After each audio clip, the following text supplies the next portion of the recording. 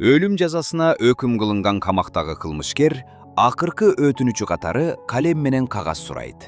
Бир нече мүнөттөн соң түрмө башчысына кайрылып, жазган катын апасына жеткирүүнү суранат.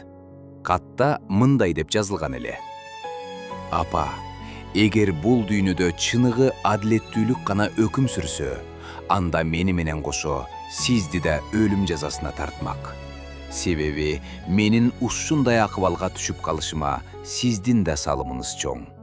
Эсиңиздеби, мен бир баланын велосипедин уурдап үйгө алып келгем. Сиз аны атам билип калбасын деп жашырып койгонсуз. Андан кийин кошунанын капчыгынан акча уурдап алганымда, сиз мени соода борборуна ээрчитип барганыңызды эстейм.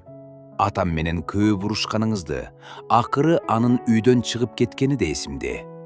Ал мени жакшы адам кылып тарбиялагысы келген экен, бирок сиз ага жолтоо болдуңуз, ага мүмкүнчүлүк берген жоксуз. Апа, мен себепсиз эле бузулууга муктаж эмес элем. Мен жөн гана оңолууга муктаж бала болчумун. Бирок кандай болсо да, мен сизди баары бир кечирем. Менин акыркы суранычым, ушул катты дүйнө жүзүндөгү ата-энелерге мүмкүн болушунча жеткириңиз. Анткени адамды жакшы же жаман кылган нерсе бул тарбия. Рахмат сизге, апа, мага өмүр бергениңиз үчүн жана аны кайра жоготууга себепчи болгонуңуз үчүн. Урматтоо менен, сиздин кылмышкер уулуңуз.